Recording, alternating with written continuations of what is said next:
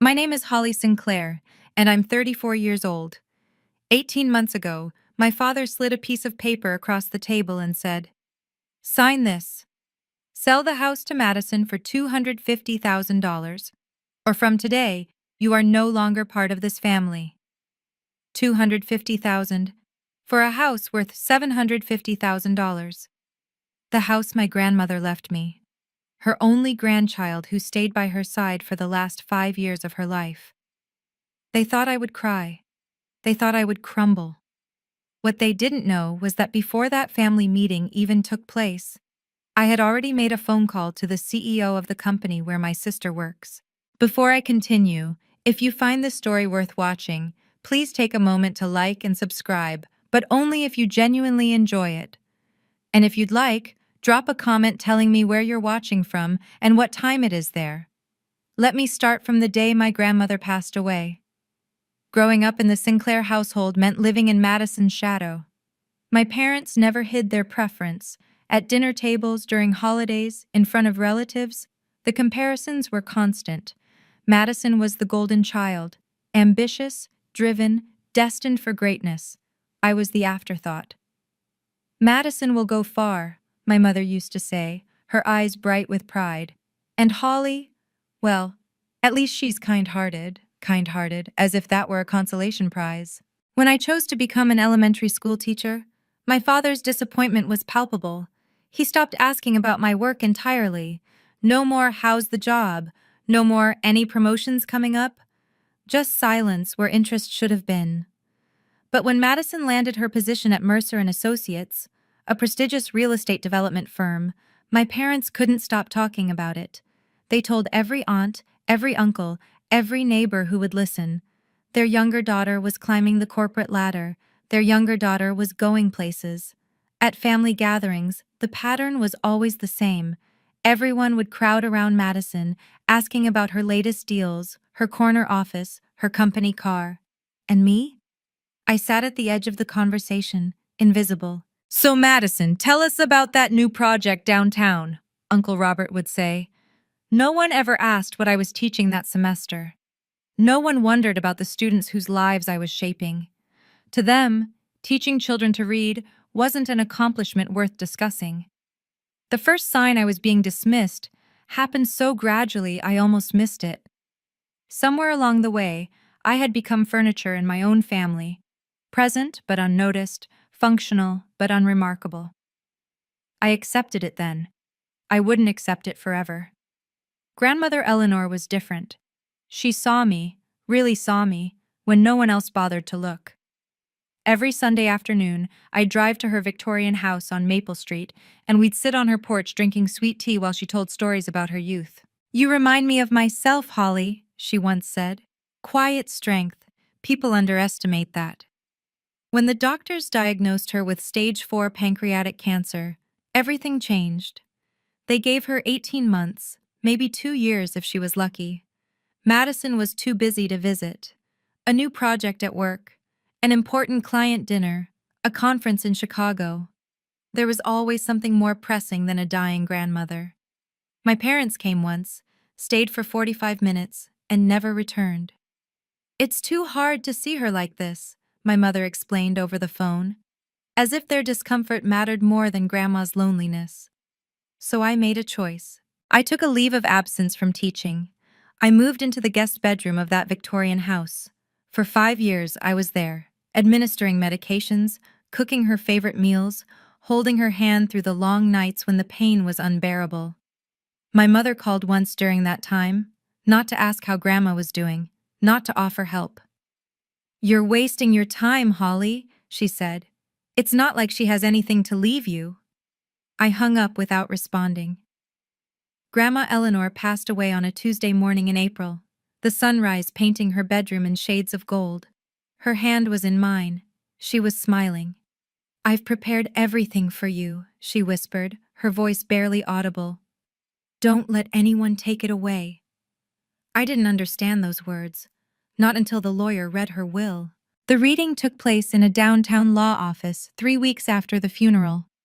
Mahogany furniture, floor-to-ceiling bookshelves, the kind of room that smelled like old money and important decisions.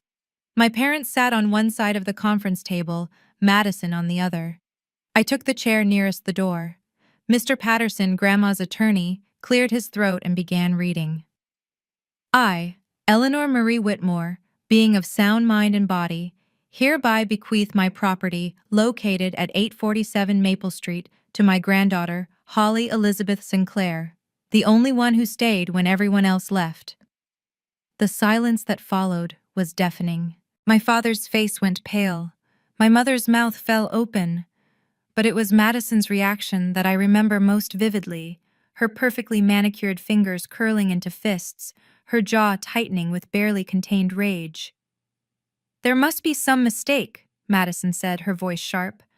"Grandma wasn't— She couldn't have been thinking clearly when she signed this." Mr. Patterson removed his glasses, polishing them slowly. "I assure you, Miss Sinclair, your grandmother was fully competent. This document was witnessed, notarized, and executed according to every legal standard. $750,000. That was the market value of the Victorian house on Maple Street. And Grandma had left every brick, every floorboard, every memory to me." As the meeting concluded, Mr. Patterson handed me a sealed envelope. "Your grandmother asked me to give you this," he said quietly. "She said you should only open it when necessary." I tucked it into my purse without looking at it. Walking out of that office, I felt Madison's eyes boring into my back. When I turned to face her, I saw something I'd never seen before. She was looking at me like I was the enemy. The pressure started 3 days after the funeral. My parents showed up at the house, my house now, without calling first. They sat in Grandma's living room like they owned the place, their expressions a carefully rehearsed mixture of concern and disappointment. "We need to talk about the house," my father began. "What about it?" "It's not right, Holly. One person keeping all of this." He gestured at the high ceilings, the original hardwood floors, the antique furniture Grandma had collected over decades. "Family should share," my mother nodded vigorously. "Madison needs a place. She's thinking about her future. Marriage, children. This house would be perfect for her." "And what about my future?" I asked. They exchanged a glance, the kind of look parents share when a child says something naive. "Sweetheart," my mother said, "you're a teacher. You don't need a house like this. Madison is building something. She has ambitions." There it was. The same message I'd heard my entire life, dressed up in new clothes. Every day for the next 2 weeks, they returned, sometimes together, sometimes separately. My father threatened. My mother cried. They took turns playing good cop and bad cop, their scripts so predictable I could have written them myself. "If you don't share this with your sister," my father finally said, "you won't have a family anymore." I lay awake that night, doing the math. If I sold to Madison at the price they were demanding, I'd lose $500,000. I'd lose my home. I'd lose the last piece of Grandma Eleanor I had left. But if I refused, I'd lose my family. The choice seemed impossible. Until I realized something important. I could lose my family, but I couldn't lose myself. They called it a family meeting. It felt more like an ambush.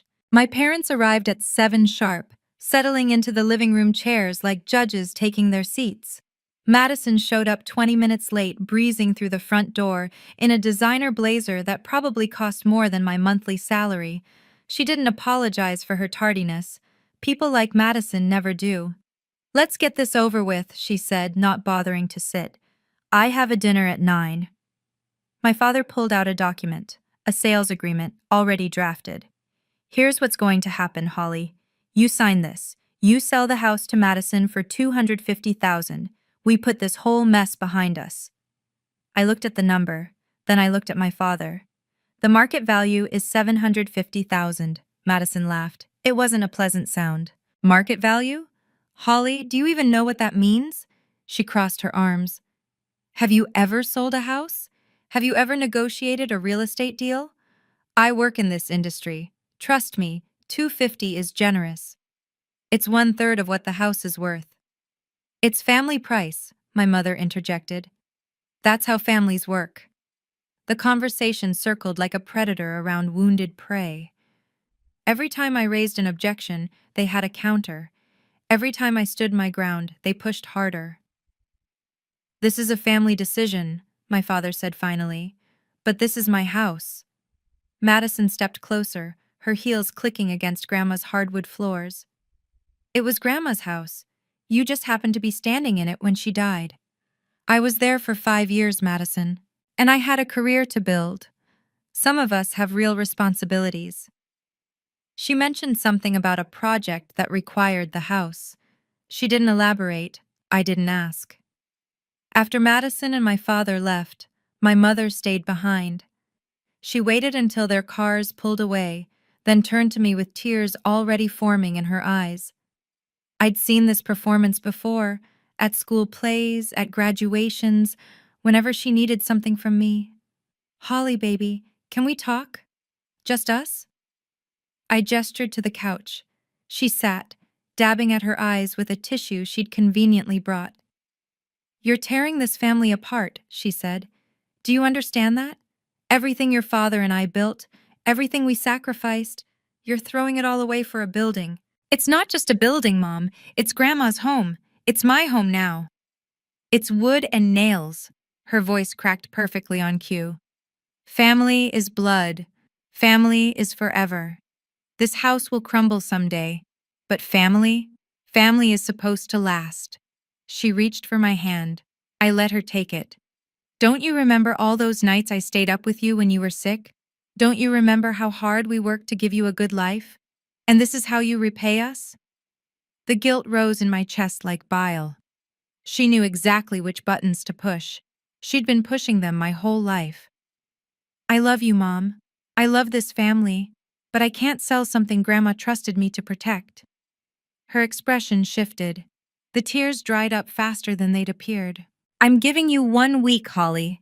She stood, smoothing her skirt. 1 week to come to your senses. After that, don't bother calling me Mom anymore. She walked out without looking back. The front door closed with a sound like a verdict.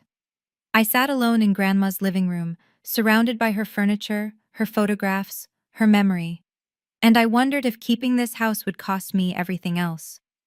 The phone rang at midnight. I was already awake, staring at the ceiling, when Madison's name lit up my screen. I considered not answering, but something told me I needed to hear what she had to say. Did I wake you? Her voice was different now, cold, professional, stripped of the theatrical warmth she performed for our parents. What do you want, Madison? I want you to understand something. A pause, ice clinking in a glass. This little standoff you're staging, it's cute, but you need to know who you're dealing with. I know exactly who I'm dealing with. My sister. She laughed softly. I'm not just your sister, Holly. I'm a senior project manager at one of the largest real estate firms in the state. I have connections you can't even imagine. Lawyers, contractors, city officials, people who owe me favors. Is that a threat? It's information. Another pause. You work at a public school, don't you? It would be such a shame if someone started raising questions about a certain teacher's competence. Budget cuts are brutal these days. They're always looking for excuses to let people go. My blood ran cold. You wouldn't. I wouldn't have to. I know people who know people. That's how the real world works, Holly. Maybe they didn't teach that in your little classroom. She hung up without saying goodbye. I sat in the darkness for a long time after that, my phone still clutched in my hand. On the nightstand, Grandma's photograph smiled at me from its silver frame. Then I did something I'd never done before. I opened my laptop and typed 3 words into the search bar. Mercer and Associates Leadership. I didn't know what I was looking for yet, but I was done being prey. I remembered Grandma's words. Don't let anyone take it away. The sealed envelope had been sitting in my purse for weeks. That night, I finally opened it. Inside was a handwritten letter on Grandma's lavender stationery and a business card. My dearest Holly, if you're reading this, it means someone is trying to take what I've given you. I knew this might happen. Your parents never understood the value of things that can't be bought. If you need to keep the house while still protecting yourself, call the number below. Linda Torres was my attorney for many years before Patterson. She specializes in creative real estate solutions. She'll help you find a way. Remember, keeping something doesn't always mean holding on to it with both hands. Sometimes the smartest grip is the loosest one.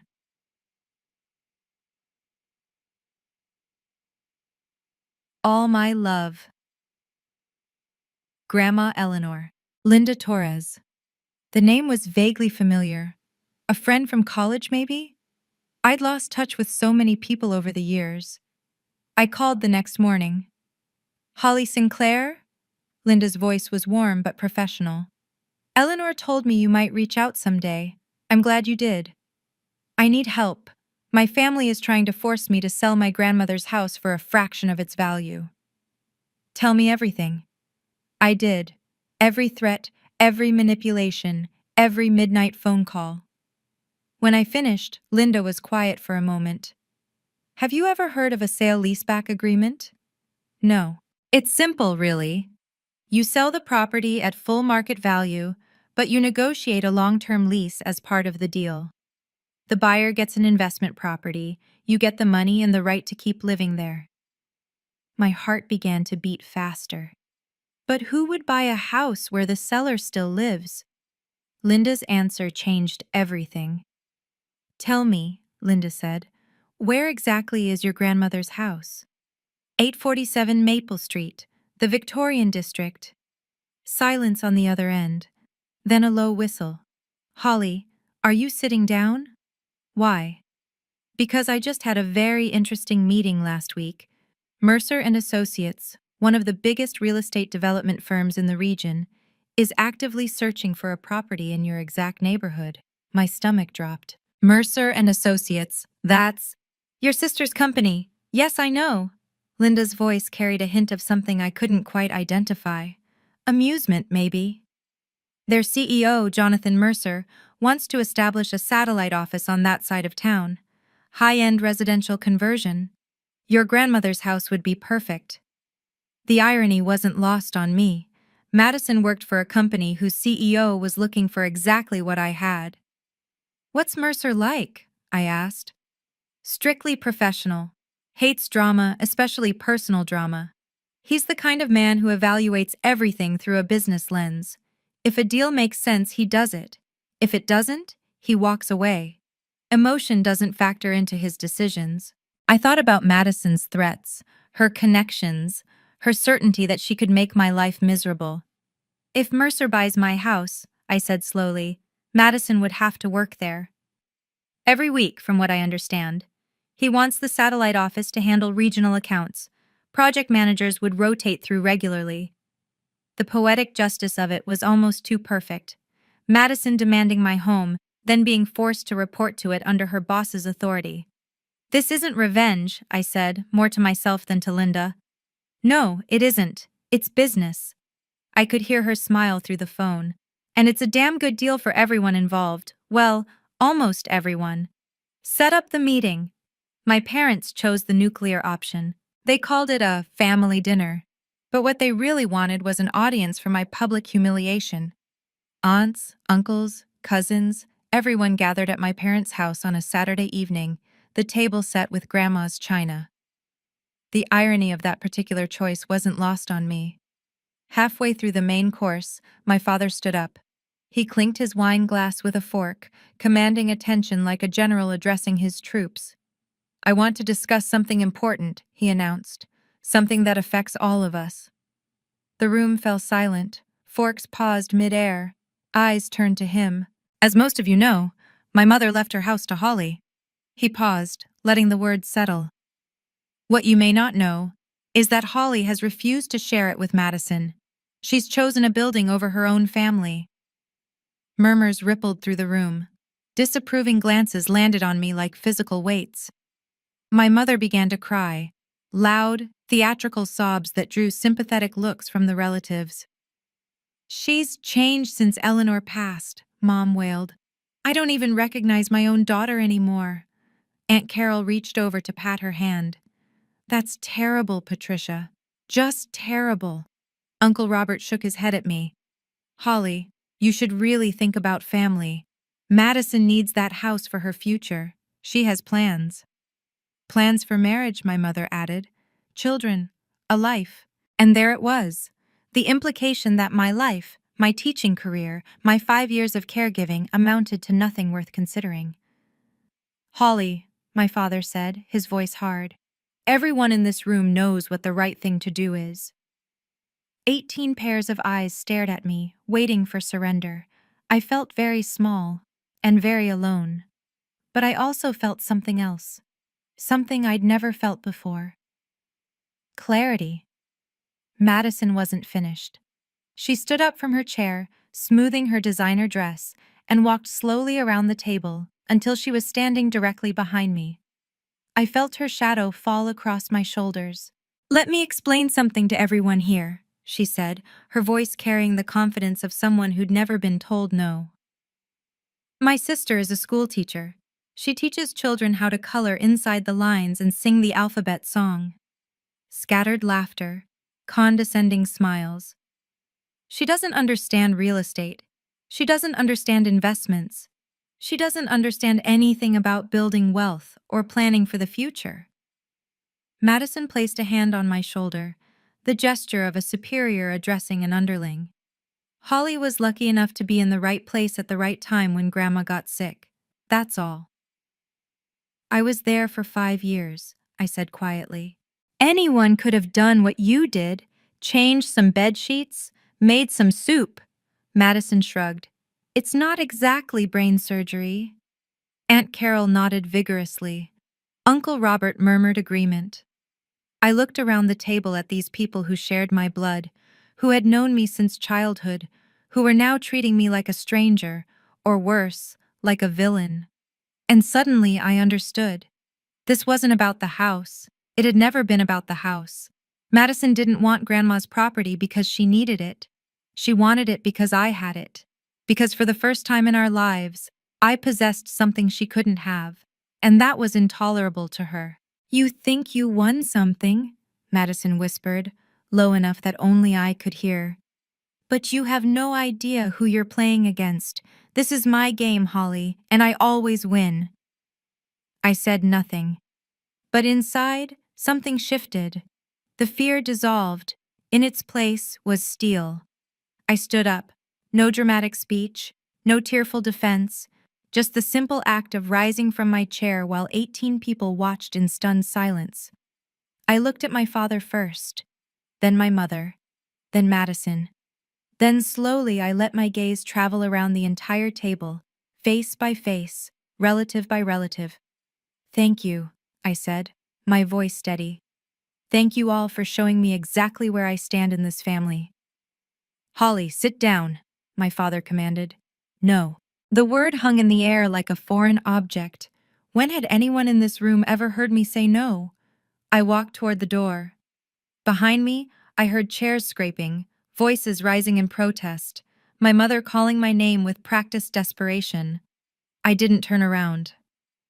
Outside, the night air was cool and clean. I sat in my car for a full minute, my hands trembling slightly on the steering wheel, not from fear, from adrenaline. Then I pulled out my phone and called Linda. It's Holly. How did the dinner go? About as well as you'd expect. I started the engine. Contact Jonathan Mercer. Tell him I'm ready to discuss terms. Are you sure? Once we start this process. I've never been more sure of anything in my life. A pause. I'll make the call first thing tomorrow. I drove home through quiet streets, past houses where normal families were having normal dinners without ultimatums or public humiliations. When I pulled into Grandma's driveway, my driveway, I sat in the darkness and looked up at the Victorian house that had become the center of so much conflict. I don't need to defend myself with words, I whispered to no one. I'll let the paperwork speak instead.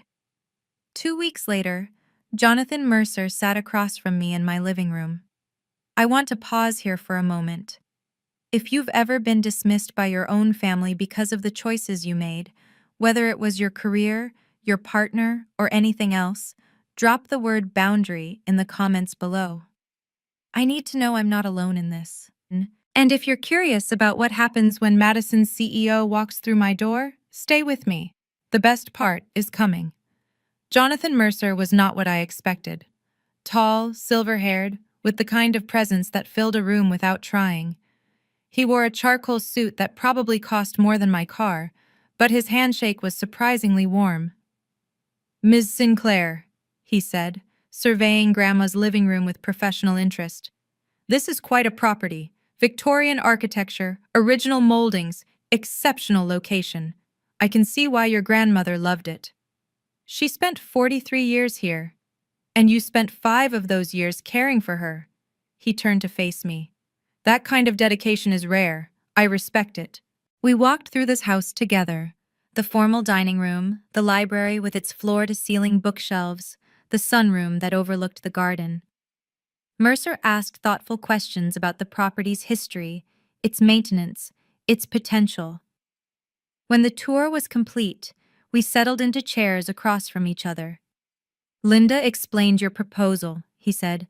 "Full market value sale with a 15-year lease back. It's unconventional, but it works for what I have in mind. The ground floor would convert beautifully to office space. You'd retain the upper floors as a private residence." "And the price?" $750,000. Fair market value. He paused. "May I ask why you're doing this? You could simply refuse to sell." I considered lying. I considered deflecting. Instead, I told the truth. "Because certain people are trying to take this property through pressure and manipulation. I need to protect it legally, in a way they can't undo." Mercer nodded slowly. "I appreciate your honesty, Ms. Sinclair. There's something else you should know." I met his eyes. "Madison Sinclair is my sister." A flicker of surprise crossed his face. Then, unexpectedly, he smiled. "I had a feeling." "You knew?" Mercer leaned back in his chair. "Madison talks about her family occasionally. Mentions a sister who teaches elementary school. When Linda contacted me about a property being sold by a schoolteacher named Sinclair, I put the pieces together." "And you're still interested?" "Ms. Sinclair, I don't make business decisions based on employee-family drama. I make them based on value." He gestured at the room around us. "This property has value. Your proposal has value. Whatever is happening between you and your sister is not my concern, as long as it doesn't affect the transaction." Something loosened in my chest. I'd been prepared for questions, for complications, for the deal to fall apart once he knew the connection. Instead, he pulled out a folder. I had my attorneys draft the paperwork. Standard sale leaseback agreement. 15-year lease term, fixed monthly rate below market as agreed. You retain exclusive residential rights to the upper floors. We convert the ground floor to a satellite office. I read every page. Linda had already reviewed it, had already confirmed that everything was legitimate. But I needed to see it for myself. The purchase price? $750,000. The lease term? 15 years, renewable. The monthly rent? Significantly below what I could afford, thanks to careful negotiation. My hand trembled slightly as I picked up the pen. Not from fear, from relief. I signed my name on the final page. Jonathan Mercer countersigned. The notary stamped the document. "Congratulations," Mercer said, shaking my hand. "You've just made a very smart decision." The money would arrive in my account within 72 hours. $750,000 minus closing costs. And I would still wake up every morning in my grandmother's house? "There's one more thing," Mercer said. "The satellite office opens next month. Madison will be assigned there." I smiled. The invitation arrived at Madison's desk 4 weeks later. I know this because Linda told me. Mercer's assistant had confirmed the details. A company-wide event celebrating the launch of Mercer & Associates' newest satellite office. Attendance mandatory for all senior project managers. The address was 847 Maple Street, my address. On the evening of the launch, I stood at my front window and watched the catering trucks arrive. White tents bloomed in the garden. String lights wound through the ancient oak trees. Everything Grandma had built was being transformed into a corporate showcase, temporarily beautifully. Cars began pulling into the circular driveway. Executives in expensive suits, staff members clutching champagne flutes, board members admiring the architecture. And then I saw her. Madison's silver Mercedes pulled up to the curb. She stepped out, adjusting her blazer, checking her phone. She hadn't looked at the house yet, too busy texting, probably coordinating some last-minute detail. Then she looked up. I will never forget her face in that moment. The confusion first, followed by disbelief, followed by something close to horror. She stood frozen on the sidewalk while colleagues streamed past her, greeting each other, complimenting the venue. I opened the front door and stepped onto the porch. Our eyes met across the lawn. "Hello, Madison," I called out, my voice carrying clearly through the evening air. "Welcome to the new office." She didn't move, couldn't move. A young associate touched her arm. "Ms. Sinclair, are you all right?" Madison's mouth opened, closed, opened again. "This is—" She swallowed hard. "This is my sister's house." "Your sister?" The associate looked between us, clearly confused. "I thought Mr. Mercer bought this property from someone named Holly Sinclair." "He did," I said, walking down the porch steps. "I'm Holly, and this is still my home." The official program began at 7. Jonathan Mercer took his place at the podium that had been set up in what was once Grandma's living room. The room was packed: executives, managers, investors, board members. Madison stood near the back, her face carefully composed, her knuckles white around her champagne glass. "Thank you all for joining us this evening," Mercer began. "Tonight marks an important milestone for Mercer and Associates. This satellite office represents our commitment to expanding into new markets while maintaining the quality and character our clients expect." He paused, scanning the crowd. "I want to particularly acknowledge the person who made this acquisition possible." He turned toward me. "Ms. Holly Sinclair, who sold us this magnificent property and who will continue to reside in the upper floors as part of a long-term leaseback agreement." Applause rippled through the room.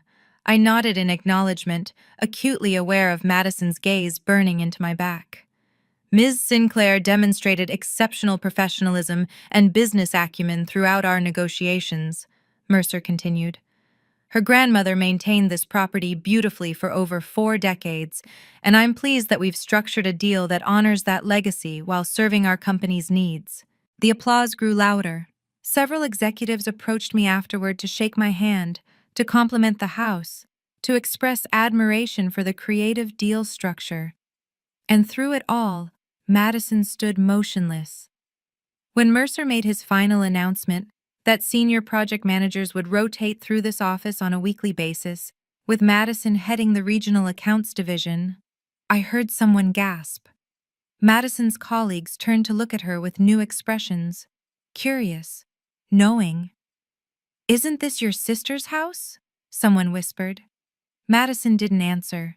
She didn't need to. Everyone already knew. They arrived within the hour. Madison must have called them the moment she could escape the crowd. My parents' sedan screeched into the driveway just as the last guests were leaving, their headlights cutting through the evening darkness like accusations. My father was out of the car before the engine stopped. "What did you do?" His voice cracked with fury. "You sold the house? To outsiders?" "I sold the house at fair market value," I said calmly. "And I negotiated a lease that allows me to continue living here." "That's not the point." He stepped closer, his face reddening. "This was supposed to stay in the family." "It was staying in the family, Dad, with me. That's what Grandma wanted." My mother appeared beside him, mascara already streaking down her cheeks. "How could you do this to us? How could you humiliate Madison in front of her entire company?" "I didn't humiliate anyone. I made a business decision." "Business decision?" My father laughed bitterly. "You're a school teacher. What do you know about business?" The words that might have wounded me a month ago now bounced off like rain on stone. I know enough to get full market value for a property you wanted me to sell for a third of its worth. I met his eyes steadily. I know enough to protect what Grandma left me. And Madison? You didn't think about what this would do to her career? Madison threatened my career first. She told me she would use her connections to get me fired. I let that sink in.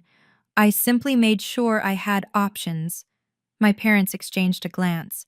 Neither spoke. I love this family, I said quietly. But love doesn't mean letting people take what doesn't belong to them. My father opened his mouth. Then, for the first time I could remember, he closed it without speaking. Word spreads quickly in corporate environments.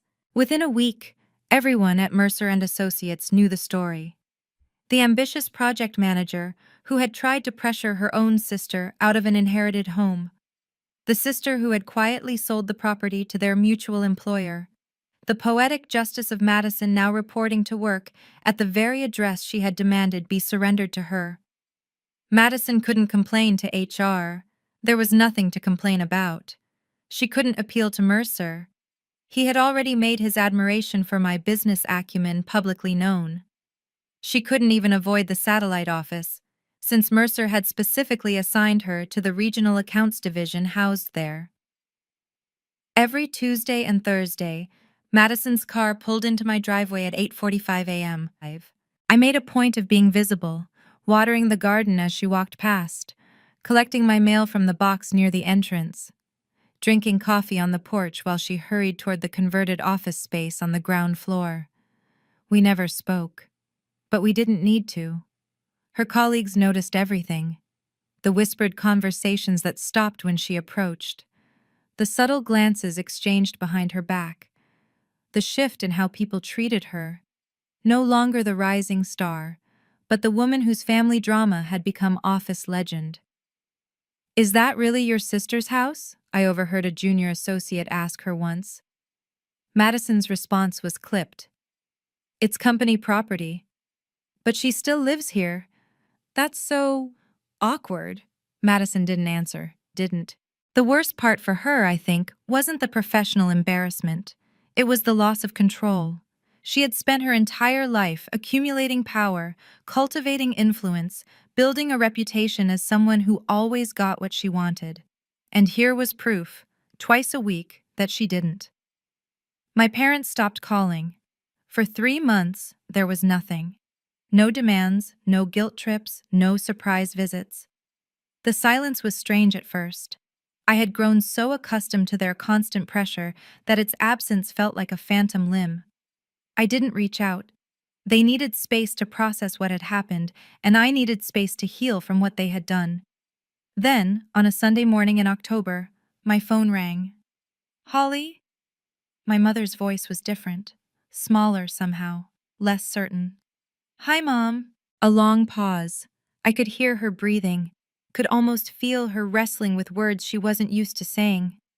I just wanted to check on you." Another pause. "Are you doing okay?" It wasn't an apology. I hadn't expected one. But it was something. A crack in the wall she had built between us. "I'm fine, Mom. I'm good, actually. The house looks nice. I drove by last week." She cleared her throat. "The garden looks just like when your grandmother was alive." I try to keep it the way she would have wanted. More silence. Then, quietly, "She would have been proud of you, Holly. What you did, standing up for yourself. She would have loved that." I felt tears prick my eyes. Not from sadness, from something more complicated. "Thank you, Mom. Maybe we could have lunch sometime? Just the two of us?" "I'd like that." When I hung up, I sat in Grandma's rocking chair and watched the autumn leaves drift past the window. Nothing was fixed. Nothing was forgiven. Not yet. But something had shifted. The relationship wasn't over. It was just operating under new terms. My terms. Madison came to see me 6 months after the satellite office opened. I was grading papers at the kitchen table when I heard the knock, not on the office door downstairs, but on my private entrance. 3 sharp raps, then silence. When I opened the door, She was standing there in her work clothes, her professional mask firmly in place. But her eyes told a different story. "Can I come in?" I stepped aside without a word. She walked into the kitchen, the same kitchen where we'd eaten Grandma's cookies as children, where we'd fought over the last slice of birthday cake, where our entire history was embedded in the worn wooden floors. "I thought we should talk," she said. "Like sisters." "Okay." Madison sat down across from me, her hands folded on the table. "I never expected you to do something like this. All those years I thought—" She trailed off. "You thought I would always give in." Yes. She met my eyes. I did. "Why are you here, Madison?" She shifted in her chair. "I want us to have a real relationship again. What happened? The house, the company, all of it. Maybe we can move past it." "Can we?" "I'd like to try." She paused. "Also, I was wondering, since you have a good relationship with Mercer now, maybe you could talk to him about adjusting the office rotation? Having me report here twice a week is difficult." And there it was. Not reconciliation, negotiation. "Madison," I said slowly, "being sisters doesn't work on contracts. But respect? That does." She stared at me, waiting for more. "I'm open to rebuilding our relationship," I continued. "But not because you want something from me. That's what got us here in the first place." She left without an answer, but I saw something new in her expression as she walked out. Something that might have been understanding.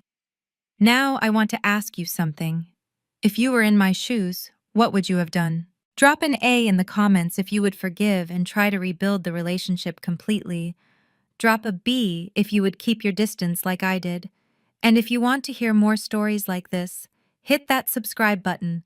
We're almost at the end now. A year passed.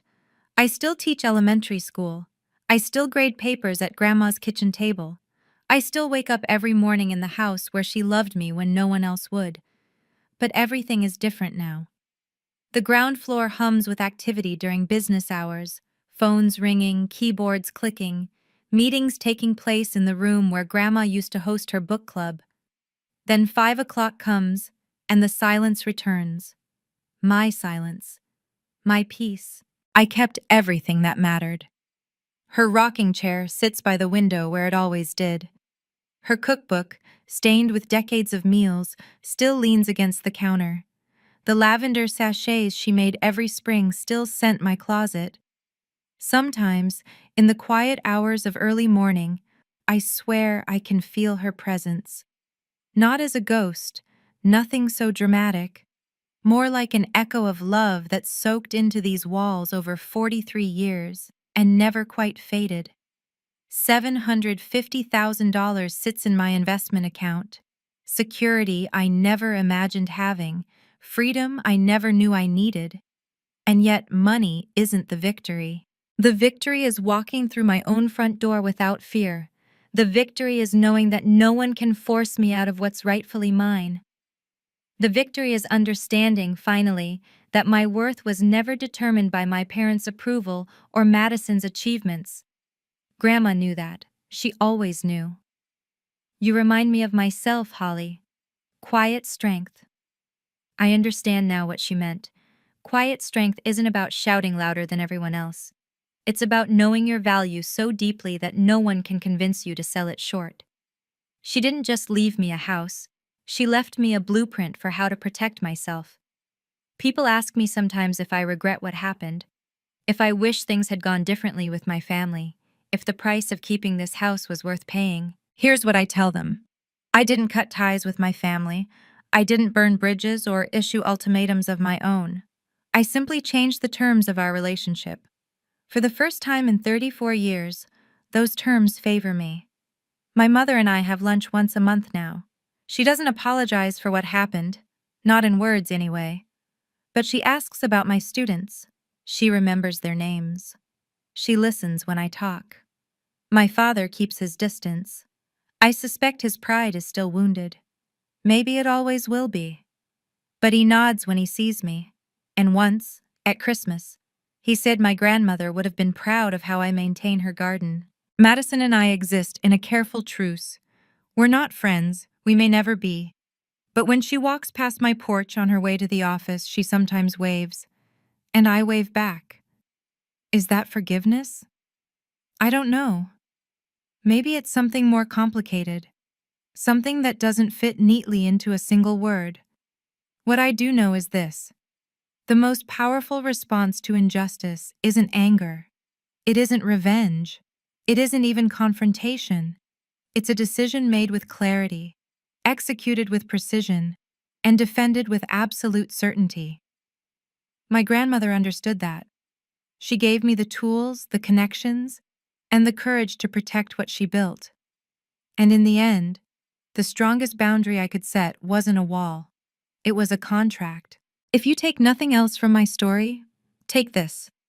You have the right to protect what's yours. And sometimes, the quietest signatures speak louder than the loudest arguments. Thank you for staying with me until the end. If you saw yourself in this story, whether as Holly or maybe even as Madison, remember that it's never too late to set boundaries. Leave me a comment with your thoughts. What would you have done? And if you want more stories like this one, check out the videos in the description. See you in the next story.